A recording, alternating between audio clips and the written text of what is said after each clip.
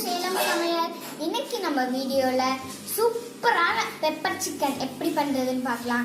வாங்க வீடியோக்குள்ள போலாம். வீடியோக்குள்ள போறதுக்கு முன்னாடி இங்க இருக்கிற சப்ஸ்கிரைப் பட்டன் அழுத்திட்டு பக்கத்துல இருக்க பெல் பட்டன் அழுத்திடுங்க. முதல்ல பெப்பர் சிக்கன் பண்ணுறதுக்கு ஒரு கடாயில் 3லேருந்து 4 ஸ்பூன் அளவுக்கு எண்ணெய் ஊற்றிக்கலாம். எண்ணெய் நல்லா காயட்டும். ஒரு பச்சை மிளகா. இந்த பெப்பர் சிக்கன் செய்கிறது ரொம்ப ஈஸி, டேஸ்ட்டும் கூட ரொம்ப நல்லா இருக்கும். ஒரு 2 ஸ்பூன் அளவுக்கு இஞ்சி பூண்டு பேஸ்ட்டு போட்டு நல்லா வதக்கிக்கோங்க.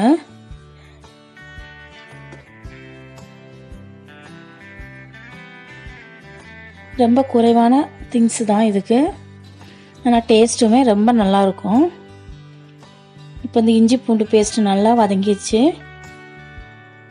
இப்போ நம்ம பொடியாக நறுக்கி வச்சுருக்கிற 2 வெங்காயம் அதையும் போட்டு நல்லா கோல்டன் ப்ரௌன் கலர் வர வரைக்கும் நல்லா வதக்க போகிறோம்.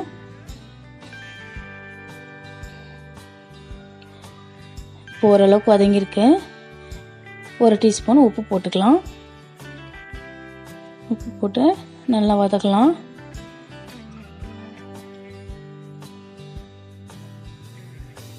இப்போ ஓரளவு கலர் வந்திருக்கு, கோல்டன் ப்ரௌன் கலர். இப்போ நம்ம மசாலா ஆட் பண்ணலாம். 1 டீஸ்பூன் மஞ்சள் தூள், 2 டீஸ்பூன் தனியாத்தூள், 2 டீஸ்பூன் பிளாக் பெப்பர்.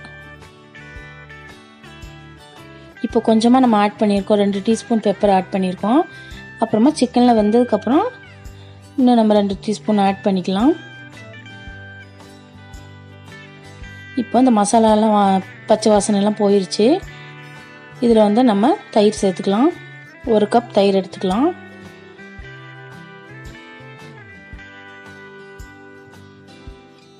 நல்லா கட்டியான தயிர் எடுத்துக்கோங்க. இந்த பெப்பர் சிக்கனோட டேஸ்ட்டே டிஃப்ரெண்ட்டாக இருக்கும், நல்லா டேஸ்டியாக இருக்கும். நம்ம சாதாரண சிக்கன் செய்கிறத விட நல்ல டேஸ்டியாக இருக்கும்.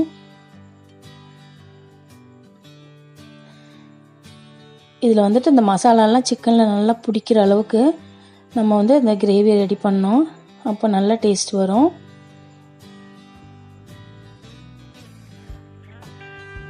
தயிர் லைட்டாக கொதிச்சதுக்கப்புறம் நான் வந்து 3/4 கிலோ சிக்கன் எடுத்துருக்கிறேன். போன்லெஸ் 2மே இருக்குது. இது வந்து போட்டு மிக்ஸ் பண்ணிடலாம்.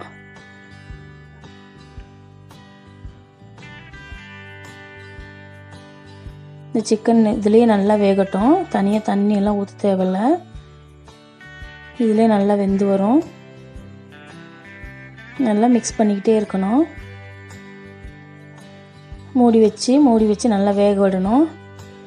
இப்போ கொஞ்சம் வெந்திருக்கு. இப்போ தண்ணி, இந்த சிக்கனில் உள்ள தண்ணியெல்லாம் வெளியேற ஆரம்பிச்சிருச்சு. இது நல்லா சுண்ட வைக்கணும்.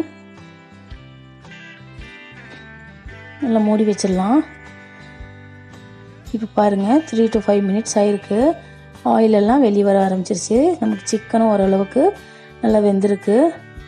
பாருங்கள், ஒவ்வொரு சிக்கன்லேயும் மசாலா எப்படி பிடிச்சிருக்குன்னு பாருங்கள். இந்த மாதிரி ஒவ்வொரு சிக்கன்லேயும் மசாலா சேரணும், அந்த அளவுக்கு நம்ம வேக விடணும்.